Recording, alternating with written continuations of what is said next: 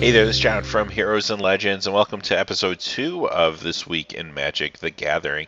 So we got a lot to talk about, so I'm just going to jump in and get started. Topic for this week I want to talk about was the Friday Night Magic promo update, which is some good news, because later on we got some not so exciting news to talk about.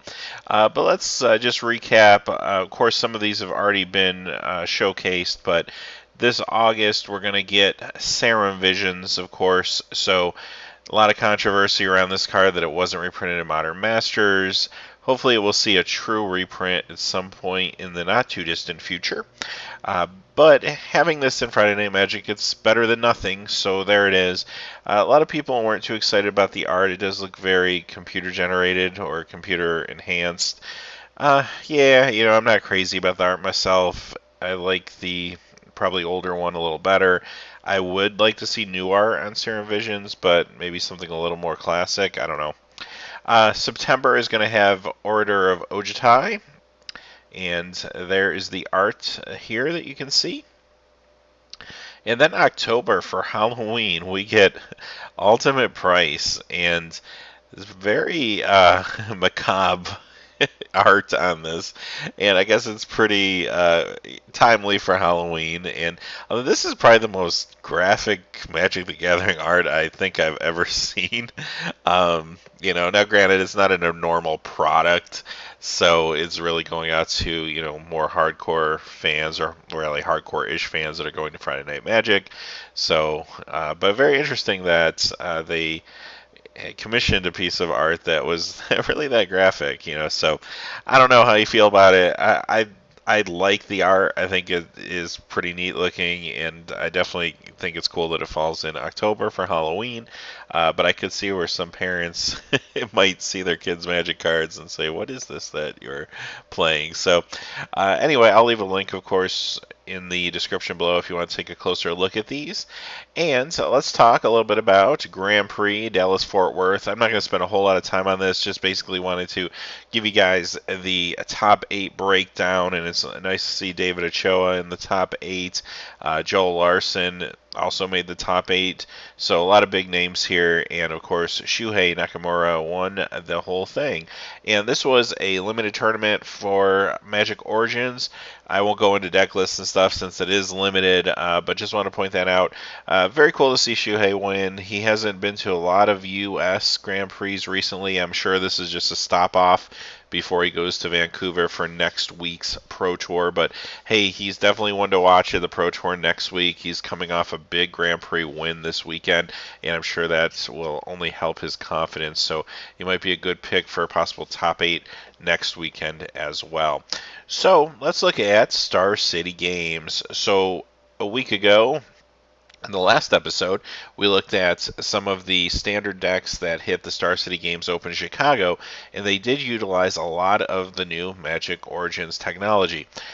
This week wasn't quite as exciting, so I think what happened was when you looked at the top 8 of Chicago, a lot of the older deck styles were prominent, so this week players weren't as ready to take a risk, so you didn't really see quite as much versatility and new deck designs as we saw in Chicago. So this weekend the tournament took place in Richmond, and you can see the top 8 here consists of a couple interesting things. We're going to look closer at some of these decks, but you do see Ban Heroic, you see Abzan Control, Sultai Control, there's a mono red deck in there, Green Red Ramp, which was a little different, Abzan Constellation. So when you look at the list, you start seeing a lot of kind of the regular stuff you're used to, Jeskai Aggro, Green Red Devotion, of course, there was some Red Green Devotion.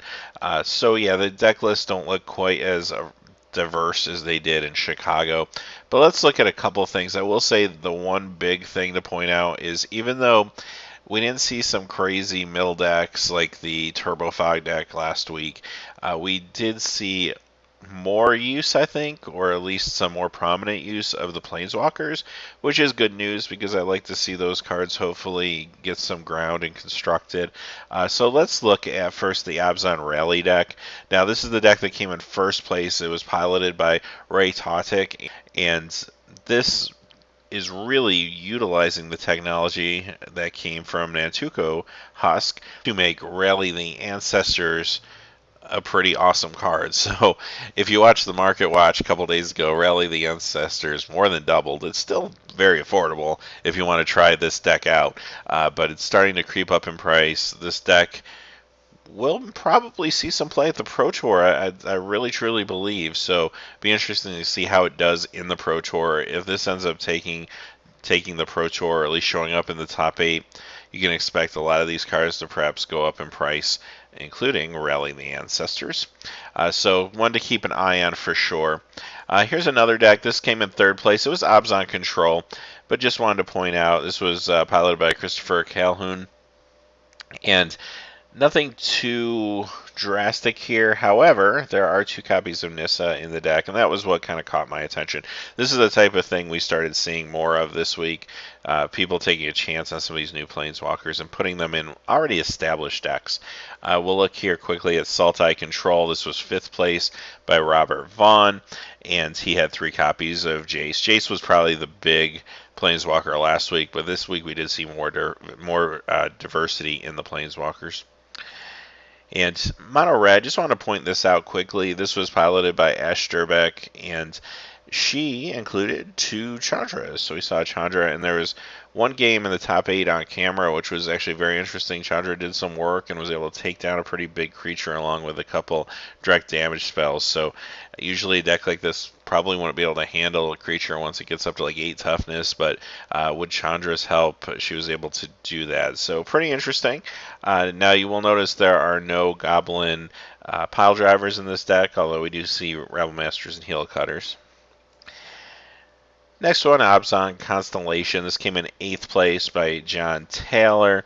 And again, nothing too exciting or different, just kind of what you're used to seeing. However, 2 copies of Starfield of Nyx were in the deck. So just wanted to kind of point that out, that's getting a little bit of play. Here's one of the more diverse decks that came out of Chicago. And Jim Davis was running, this time, a copy of blue-black control. So we saw a lot of white-blue control the previous week. This week there was still a fair amount of white-blue control, but there was also blue-black control, which basically did the same thing. It really had the same engine, but it employed cards like Ashiok, and it was able to kind of use some of the black removal, like Ultimate Price, Crux of Fate, Languish came into play, Hero's Downfall. So it's basically doing the same thing, just in a different way. The Bile Blights did a lot of work in this deck, so definitely a great card to have, I think, which might push the blue-black version a little bit harder than the white-blue, so I guess we'll have to kind of watch and see. But other than that, you see your Hangerback Walkers, your Thopter Spy Networks, your Clash of Wills, your Artificer's Epiphany. So all those cards that were basically at the engine of the deck the previous week are still here in this new version. The next deck I want to take a look at is Atarka Goblins. This came in 27th. It was piloted by Stephen Reed. And the main reason I want to point this out is because this was really the only deck in the top 32 that really used Goblin Pile Driver and kind of went that full Goblin build. So, I don't know, maybe Goblin Pile Driver won't make the impact everybody thought it would. I guess time will tell. We're going to learn a lot this weekend at the Pro Tour in Vancouver. I'm looking forward to seeing what kind of decks come out of that. And I do think we'll see some innovation at the Pro Tour. I think we'll see some old standbys, but I think what we'll see a lot of are a lot of the old standbys enhanced by some of the Magic Origins cards, kind of like what we saw this week in Richmond. All right, so next topic I wanted to talk about for the week, and this one kind of a sad topic, and this came from a tweet from Randy Bueller, and basically a Twitter handle, Cardboard Crack, tweeted to him, I heard a rumor that Vintage Super League is not coming back for Season 4. Please say it's not true. I love Vintage Super League, although Season 3 was too short. And he responded, Wizards of the Coast isn't sponsoring it, but I expect it to happen anyway, and we'll set up a Patreon. So for those of you who don't know what Vintage Super League is, basically this was really put together by a lot of the members of Channel Fireball. Randy Bueller participates, LSV. There's a lot of classic players like Chris Pikula. A lot of Hall of Famers are involved, Huey Jensen. So they do this league, and it lasts a number of weeks. It varies. They've done it in some different formats, but they play Magic Online, they stream it, and they play Vintage, and they play just all sorts of vintage decks, all sorts of classic vintage decks, new vintage decks, all sorts of matchups, and they have a tournament and a winner at the end. They also do a standard Super League as well, and that actually just ended a few weeks ago. You may have caught that. But the Vintage Super League is very unique and different. You don't get to see a whole lot of vintage gameplay, and especially from players of this caliber. So it was really interesting and fun to watch. And this coverage, like I said, it was streamed, but then Wizards was a supporter and a sponsor of it. So what they did at that point was they would put it on their website, it would go on their YouTube channel, so it would get more exposure and a little more eyes on it, which was pretty cool. And I do think it really helped to encourage a little bit of a vintage community on Magic Online since Vintage Masters came out about a year ago and the Power 9 got put out there and everything. So if you've never watched Vintage Super League, definitely check it out. I'll leave links to all this stuff, of course, but check it out because it's really awesome. And sometimes you're really surprised. I think if you don't play Vintage or watch Vintage, I think the stereotype is all the games end on turn one, and it's not very interactive and not very fun. But there's so much diversity in the cards, and when you have cards like Force of Will that can just stop combos that are going to go off on turn one, it makes you a lot more thoughtful about how you play your deck. And similar to Legacy, I guess, in that way, that there were some pretty long Vintage games, and there were some games that really got grindy and stuff, and you just never really think about that when you think of Vintage. So really cool thing. Check it out. It's really awesome. So if Randy Buehler is putting up a Patreon page, yeah, I would certainly support Vintage Super League and like to see it. Hopefully, this season was a little short. When they say seasons, they basically finish one season and then they usually do like standard or modern, and then they go back to do vintage again. But this one was a little short. I'd love to see more of it. But the bigger question here is, well, why isn't WotC supporting the Vintage Super League going forward? And, I guess the only thing I can think of is simply Hasbro and Wizards of the Coast. I mean, they're a company, they're in it to make money, and maybe it's just not buying them enough. At this point, vintage cards on both Magic Online as well as in the real world, of course, are all secondary market cards. They don't really see if there is a bump in vintage enthusiasm. They don't really get anything out of it. They're obviously not coming out with a paper Vintage Masters or anything like that anytime soon, right? So they're not really going to get as a direct, I guess, financial impact out of this, and that's probably why as a company they've just decided not to support it. And it's going to tie in really to the next thing we talk about when it comes to some of these eternal formats. I mean, there isn't a whole lot of motivation, unfortunately, for Wizards of the Coast to support things like Vintage and Legacy because they don't really get a profit from it unless they, really find out some way to drastically change the way they can put out products. And part of that is inhibited by the reserve list, and that's a topic for another day that I'll definitely talk about. But if they can't put out a Legacy Masters on paper or a Vintage Masters on paper or something like that, then there's really no point in them to really push or encourage these formats other than just general health of the game and excitement for the game.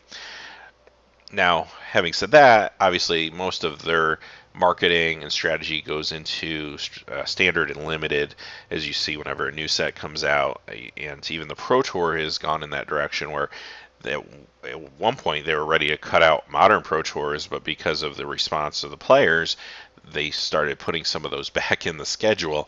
But really, if they didn't do that, every Pro Tour would just be standard and limited, and the Pro Tour does feel more and more like, hey everybody, this new set's out, check out these new cards, go out and buy these, put them in your decks because they're awesome, more so than, the competitive play that maybe it used to be where you had more modern ones, and then you still have legacy GPs, which I think is awesome, but there's not that many of them, which maybe isn't a bad thing because Legacy is very difficult for players to get into. You want your GPs to be big and robust and have a lot of people coming out to them. But at the same time, I don't know what the answer is. I think there's always going to be that community that will be interested in things like Vintage and Legacy. But at the same time, I think that community could dwindle over time just because card prices just go higher and higher. You're not getting the support from Wizards of the Coast for these formats. You have things like the reserve list that keep Wizards from reprinting cards and controlling the market of these Eternal formats. So, anyway, I guess the point being, I get it. I understand why they're doing it, but kind of sad that they're pulling their sponsorship from something that was really enjoyable and just a great spectacle to watch. I would put it up there as really as fun to watch as even a Pro Tour or GP, and that's saying something because you would think it would be harder to keep the audience engaged when you're watching Magic online as opposed to two players sitting across the table from each other, but they really did a great job with their commentary and with their presentation and their interviews and everything. Really fantastic. So sad news there. Last thing I wanted to talk about today is the changes to Magic the Gathering Online. Again, I'll leave a link to this article so you can look at the detailed changes, but let me give you a quick synopsis and then kind of give you my thoughts on it. So these changes go in effect August 12th, so still got a little bit of time. And there have been players saying they're getting out of Magic Online before August 12th, which, I don't know, maybe an extreme reaction, but there's a lot of stuff happening here. So let's start off by talking about play points. So a lot of controversy around play points. Basically, they're adding another currency to Magic Online, which always is a little awkward when games start adding currencies and you have multiple currencies. It can be confusing. But basically, think of it this way. Play points are a new expanded version of Phantom points. So your Phantom points will go away. If you have any in your Magic Online account, each one will be replaced with 6 play points because play points are actually worth less than Phantom points. However, here's where it gets a little crazy. So basically you win play points by getting prize payouts in your competitions on Magic Online. Now, they cannot be transferred or traded. So you can't use this as a currency. So you can't buy cards with it from bots. You can't go to the Magic Online store and buy packs with your play points. You can only use the play points to play more games of Magic. So you can use it to enter booster drafts or cube drafts or constructed events. So basically anything, as long as you have enough play points to get into the particular competition. So that's a little awkward. They're keeping you, with these play points at least, very siloed. They only have one purpose. Tickets still exist, and you still will be able to use tickets to play in events, and booster packs as well to play in events.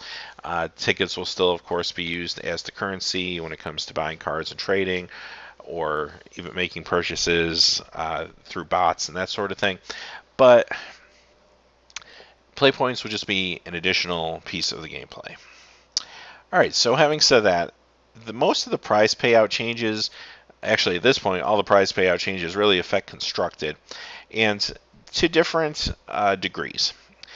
The first part isn't too controversial, but they are taking a little more off the top.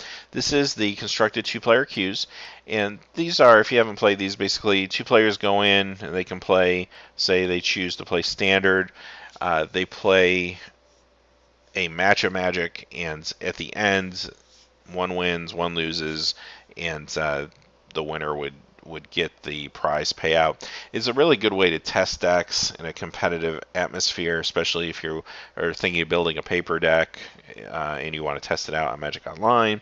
That's mostly what this was used for. So the first place winner of a queue will now get 30 play points. Second place will get 5 play points. So the tickets are kind of taken out of it. Now to enter, you can still use 2 event tickets, or you can pay 20 play points. So if you win, and you keep winning, that's kind of cool because you can keep kind of going infinite. But, probably your win percentage is going to be more along the lines of 50%. You probably have to be really good to get a win percentage up around 60 to 70%. You're probably a pro if your win percentage is 70%. So it's probably not as easy as it looks to go infinite. And compared to the old prize payout, they are skimming a little bit off the top. So your prize payout is not as good as it used to be. Not drastically worse, but not as good as it used to be here. Next thing we'll take a look at is they have the constructed 8-player queues, and you can pay 6 tickets or 60 points. These are single elimination, and here's your prize payouts. First place gets 2 packs, 140 points. Second place gets 1 pack, 60 points. And third and fourth place gets 60 points. So again, if you come in fourth place out of the 8 players, you get to play again for free. That in itself seems pretty good. But again, the prize payouts are a little bit less if you take the added value than they were in the past. Now here's where things get really controversial and sticky. And there's 2 points of controversy here with the Swiss events. Now, first off, you can see here standard and modern formats, and they'll cost you 12 tickets or 120 play points. Payouts are 4 wins, 6 packs, 360 play points, 3 wins, 3 packs, 180 play points. Now this is drastically worse. So basically they're doubling the price of these events, and this is what has a lot of players upset. I mean, this was, I guess, the most common way for a player to be able to quote unquote go infinite in Magic Online was to play these Swiss events because the prize payouts were good for the cost. However, whereas it's still possible if you're very, very, very good, the prize payouts just aren't as good anymore compared to what it costs to enter to play. So here's the thing. Now, I don't know how many players were actually just kind of going infinite on these Swiss queues. I mean, maybe it was a financial problem for Wizards. But my assumption would be a lot of players would try to do it and not be successful. And I'm sure they would still be pouring a lot of money into these. So at some point, I mean, they analyzed the finance of Magic Online and really felt like they must have not been getting their value out of these events, and basically doubled the price of them, which seems very extreme. So the other piece of controversy around these is when they first announced these events, you notice here it's just standard and modern. So fans said, well, what happened to Legacy and Vintage and Pauper? Well, WotC did respond, and they did add those back in. So kudos to them for doing this. Now, the only difference, though, is with these, now you notice they cost half the price, but these are going to be smaller events, and they're going to be less rounds. So, okay, I think that's fine, because now I don't play a lot of Constructed on Magic Online, so I can't say this for sure from my experience, but my assumption is Legacy, Vintage especially, maybe Pauper, probably has less players engaged in it. So, okay, you make it a smaller tournament, and that will hopefully make sure that it fires. Okay, that totally makes sense. So yeah, that's that piece of it. But at least they listened to the community there. So having said that, those are the changes, basically. The article, you can take a look at it, goes into more about you can use your play points for other things like PTQs and sealed events and stuff like that. Prize payouts for those aren't changing, I guess, at this point, from what I can tell here. And then they just go on to clarify you can't use your play points to buy stuff on the store online. You can't really, they're not transferable to other players, blah, blah. So here's, I guess, my summary of the whole thing with these play points. I guess here's my worst fear. A lot of people have asked me, hey, what do you think about Magic the Gathering as far as, is it ever going to end one day? Basically, is the company ever going to, is Hasbro going to sell it or feel like it's not profitable? And people kind of ask that question, I think, a little tongue-in-cheek, because Magic is more popular now than it's ever been, and it continues to grow in popularity. But if there's something that will ever kill Magic someday in the future, I think that something is corporate greed, quite honestly. And I've worked for a major company in leadership for many years, and it's one of the biggest companies actually in the world. And so I totally get what it means to have to make profit and to have shareholders and be responsible to your shareholders and your board of directors, and the pressure that there is sometimes in the corporate world to turn profit and to make money. Now, when you look at Hasbro and you look at Wizards of the Coast, up until this point, Wizards has been making money. They've been practically printing money for Hasbro, and they've been running themselves, for the most part, I think, without too much pressure from corporate Hasbro, and have been doing the right things as much as they can to help their players, in a very difficult environment when you have so many different formats and so many different types of gameplay with Magic. So here's my worst case scenario for the future. Let's say one day something happens where Wizards in Magic starts to lose money. Now, that could be a lot of things. It could be a recession. It could be they made a bad number of sets in a row and players started to get bored with the sets. That's happened in the past. We've seen that. Also, maybe bad competitive formats. We've seen that in the past, although I think WotC's pretty good at jumping in and banning cards now if they need to quicker than maybe in the old days. But you don't want necessarily like a Summer of Affinity like you saw when the original Meriting came out and stuff like that. Turned a lot of people off to the game. So something happens where they're not making as much money as they used to make. And maybe they're still profitable, but they're just not making as much as they were making before. At that point, corporate Hasbro starts to come in and say, all right, we need you to be more profitable. We expected you to make this amount of money. You only made this amount of money. We need you to do something about it. And when corporate starts putting that pressure on, that is my biggest fear, that Wizards will start making bad decisions. And I'm afraid that that's the thing that someday possibly could hurt or kill this game. And now maybe I'm being a little dramatic, but in order to make money, if they start making decisions that are bad for the game, maybe they one day decide we're going to take away the reserve list and we're reprinting, we're trying to make a product, Vintage Masters on paper. You could imagine, as cool as it would kind of be to be able to purchase a product like that, all the problems that would come along with it. I mean, just look at Modern Masters. I mean, that has tons of baggage tied to it, and these are cards that just came out in the last 12 years. Imagine if you had packs that could have Black Lotuses in them, or foil Black Lotuses in them. What do you think those would happen with that product? What kind of scrutiny that product would go under as far as MSRP, as far as distribution, as far as quality of packaging and cards, like we saw in Modern Masters, as far as distributors, price gouging. That alone could turn more people off to Magic. But those type of drastic moves without the thought are the things companies do when they are trying to quickly make a profit. Also, some of their strong staff members, your Mark Rosewaters of the world, might get alienated by the company at that point because they might push for things that are not good for Magic, and the people that care might push back. And those situations where those people are sometimes taking out their positions, take their powers taken away to make good changes, or sometimes even let go from the company altogether. That's my doomsday scenario. That's what will end Magic.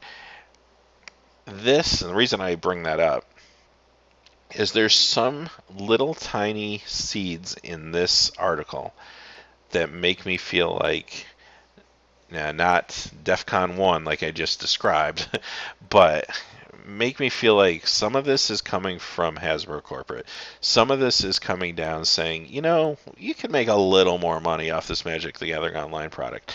And here's my theory, anyway. Hearthstone is blowing up. Now, I've never played Hearthstone, so I don't know a whole lot about it. I've seen gameplay video and seen stuff online about it, but it is blowing up. And I think Hasbro kind of is saying, wow, this Hearthstone is making tons of money. Why isn't our Magic the Gathering Online doing this? And I think they're starting to go in and say, how can you make this more like Hearthstone? So I think you're seeing some of that with the Magic Origins duels. Maybe that someday will become Magic Online in some way, shape, or form. They might be able to make that so robust that they can transfer your account into a Magic Origins type game, which I think would actually probably be good for the game because the client for Magic Online is severely outdated. That's a whole other story. Don't want to get into right now. But my feeling is this is a response to Hearthstone being so big. I feel like this is a way to squeeze some more money out of that stone, some more blood out of that stone, if you will. And instead of really pushing the improvement in technology, they're kind of trying to just squeeze some more cash out of what they have. Now, if they came up with a whole new great interface that worked on iOS and worked on all computer systems and was intuitive and awesome, and then they raised the price, I think players would be a lot more okay with that. Because then you're saying, well, okay, I understand a lot of research development went into this new technology. It's going to cost me a little more to play Magic Online, but it's a great experience, so I'm okay with it. But when nothing changes and they add currencies that are convoluted and they go in and double the price of Swiss queues, that's a little scary to me. And it's one step closer to kind of that scenario where things don't go so well for Magic the Gathering. So hopefully, that's all just, stuff we never see happen or come to fruition. But yeah, that's just kind of my thoughts on it. And I will leave the links in the comments below to all the things we looked at today. I'd love to hear your comments, especially on the Magic Online stuff. I know that's very controversial for those of you who are involved in MTGO. So, hey, as always, thanks for watching. Please remember to like and subscribe, and have a great day. Hey, thanks as always for watching. If you're still looking for quality Magic the Gathering videos, click on one of these annotations. And if you hadn't had a chance yet to subscribe, smash that subscribe button so you don't miss any of the breaking MTG news, spoilers, set reviews, crazy product openings, or gameplay videos on Heroes and Legends MTG. Talk to you again soon, and have a great day.